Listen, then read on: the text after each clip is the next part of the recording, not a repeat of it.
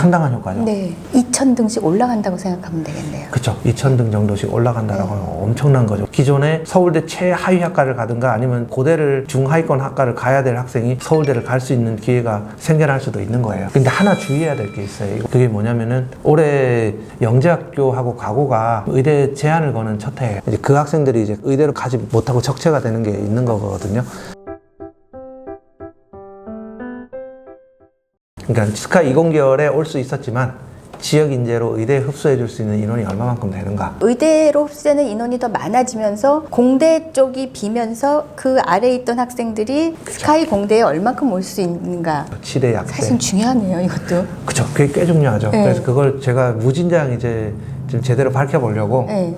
제 나름대로 이제 가지고 있는 제한적인 데이터 범위 내에서 네. 분석을 많이 해봤거든요. 네. 이게 제가 이제 선뜻 얘기에 이렇게 자신있게 할 만큼 분석 결과가 나오지는 않더라고요. 이런저런 가능성은 몇 가지 엿봤는데 네. 이제 그런 부분들은 얘기를 할 수가 있겠지만 나머지 것들은 그렇게 얘기하기는 좀 쉽지는 않았습니다. 이렇게 생각을 한번 해볼 필요가 있겠더라고요. 아무래도 이제 뭐 지역 이제 인원이 늘어서 수시 인원이 한 1,020명 정도가 되더라고요. 그 중에. 1,500명 중에 네, 1,020명 정도가 수시 네. 인원이더라고요. 그럼 과연 이게 흡수하는 20개월 학생들을 빨아들이는 효과가 얼마만큼 되는가? 그거를 좀 쭉쭉쭉 밑에 이제 자료들을 각 대학 의대, 약대, 치대, 한의대, 수의대까지 자료들을 쭉 다 이제 작년 지원 자료들을 보면서 인원들을 다 수합을 했어요. 처음에 이제 가장 단순하게 생각했을 때는 제가 이렇게 얘기를 했어요. 보통 이제 의대 경쟁률이 평균적인 수치만 놓고 봤을 때도 이제 10대 1 중반이 훌쩍 넘어가게 되는데 가장 보수적으로 한 10대 1 정도라고 본다 하더라도 1,020명이 이제 증원이 되게 되면은 20개월로 흡수돼야 될, 이게 들어와야 될 원서 1,200개가 1,200개요? 그쵸. 아, 그게 네. 의대로 간다는 얘기잖아요. 1,200개가 말이 1,200개지 그게 서영고, 서성한 자연계열 수시 인원을 다 합친 인원보다 더 많을걸요? 맞네요. 그죠? 네. 이렇게만 생각하면, 와, 그 어마무지한 효과가 된다, 이렇게 생각하는데, 그렇지는 않겠죠. 왜냐면 의대를 지원했다가 작년에 떨어진 학생들이 많았잖아요. 그렇기 때문에 그거를 이제 제가 산정을 해봤더니, 좀 흡수되는 효과가 한 2,000명 남짓 되는 것 같아요. 2,500명 정도? 2,000명 정도가 이렇게 올라가는 네. 거네요. 2,000명 정도가 이제 의대로 안 들어갔을 인원이 네. 2,000명 정도가 더 들어가겠다라는 생각을 했습니다. 그 셈법을 얘기를 하자면 상당히 복잡한데 이제 그건 이제 데이터를 다 모아서 지리한 작업을 해봤어요. 네. 그러니까 2,000명 정도가 이제 흡수가 되게 되면 그만큼의 인원이 비게 되는 거죠. 2,000명이 그러면 어떤 정도 규모냐라고 한다면은 서울대 일반 전형 규모가 자연계열 규모가 그만큼 되잖아요.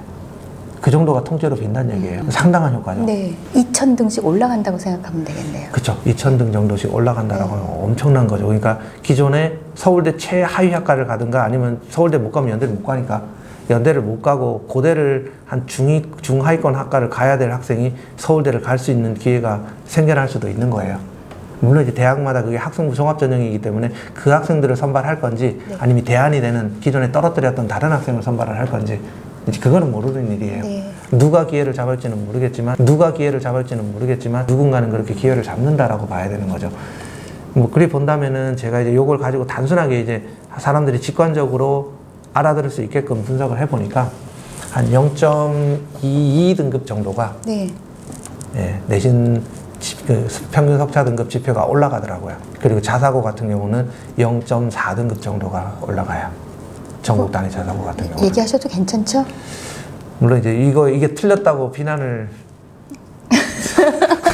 하는 게 무섭기는 한데 제가 이제 통계를 공부한 지식이 있는 사람이니까 이제 뭐 아무 근거 없이 얘기한 건 아니고요. 네. 제가 갖고 있는 데이터를 가지고 수치가 이러하다. 네, 그렇더라고요. 지역 인재가 강남권 학생들한테 미칠 수치적인 영향력인 거네요. 크죠. 왜냐면은 아까 제가 누가 기회를 얻을지 모른다라고 말씀을 네. 드렸잖아요. 네. 누가 얻겠어요?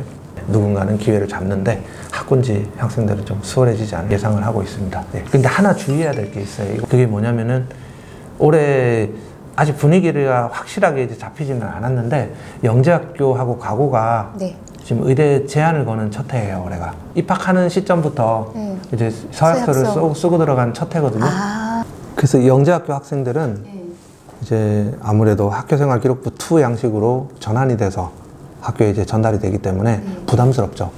제가 작년에 대구가고 학생 하나의 학생부가 2로 전환된 걸 봤거든요. 그 학생 GPA가 영재교인데 4.1이 넘어가는 학생이었거든요. 근데 그 일반고 학생부 학교생활기록부 2 양식으로 변환이 돼서 석차 등급을 구해보니까 3등급이 넘어가더라고요. 그리고 이제 뭐 세특이 다 블랭크로 들어가게 되고 이러니까 아무래도 대학 입장에서는 그 학생이 영재학교 상위권일 것이다라는 짐작으로 선발할 기회를 줄 수도 있겠죠. 지원을 만약 한다면. 내용은 모르고 상위권일 것이라는 추측만으로 뽑을지 말지인 거네요. 그렇죠. 뽑을 수도 있겠지만 그게 상당한 부담을 갖고 이제 해야 되는 일이기 때문에 분명한 거는 서울대는 그러진 않을 거라고 봤습니다. 왜냐면 작년에 신호가 왔거든요.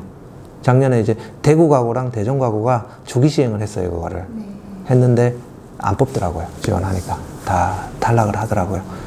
그 작년에 뭐 약간의 우연까지 좀 겹쳐서 나타난 현상일 수도 있는데 서울가고 같은 경우는 작년에 갑작스럽게 연세대학교 합격자 수가 줄었거든요.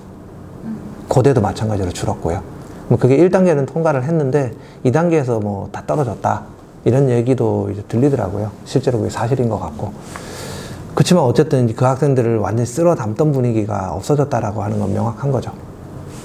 의대를 가려는 학생들 입장에서는 그것도 좋은 신호인 거죠. 그렇죠. 올해는 그마저도 의대에서는 호재죠. 근데 이공계열에서는 이제 의대로 빠져나가는 인원이 있는 만큼 좋아지기는 했지만 이제 그 학생들이 이제 가지 못하고 적체가 되는 게 있는 거거든요. 실제로 이제 제가 조금 컨설팅을 하면서 조사를 해보니까 한 작년에 지원했던 규모의 반 정도는 의대를 그냥 지원 강행을 하겠다라는 입장이고요. 예, 절반 정도는 그냥 학교의 입장을 학교가 강요하는 걸 그냥 수긍하겠다. 예, 학교 권장사항을 지키겠다. 내년에 가겠다는 거 아니에요? 뭐 그쵸. 그 올해 한 해는 유예가 있죠, 그러면. 예, 그런 상황이라고 보이고요. 그리고 과거는 영재교처럼 그런 제약을 줄 수는 없잖아요. 그러니까 과거는 예전에 영재학교들이 이제 의대를 지원하는 학생들이 6장만 의대를 쓰게 했거든요. 6장 전부 다 의대를 쓰라 했는데 올해 과거가 그런 방침을 정했더라고요. 카이스트 못 쓰고. 네. 나름의 허들을 두는 거네요. 그래도 할 거면 해라. 그렇죠. 그러면 아무래도 들어오는 숫자, 이공계열로 남아있는 학생들 제약이 좀 있죠. 왜냐면 그들은 또 이제 서울대, 공대를 좀 로망으로 생각하는 학생들이 많기 때문에 아무래도 공대 입시에는 그들이 들어옴으로 인해서 이제 벌어지는 그런 어떤 약간의 이제 좀 제약은 있겠죠. 근데 2,000명이 올라가는 상황에서 영과고 학생들 수백 명이 들어오는 거는 좀 미미한 영향. 학과 단위로 보면은 이제 영향이 있을 수가 있죠. 인기학과 단위로 보면은. 인기학과 단위로. 예, 보면은 공대 인기학과 단위. 이런 특히 서울대.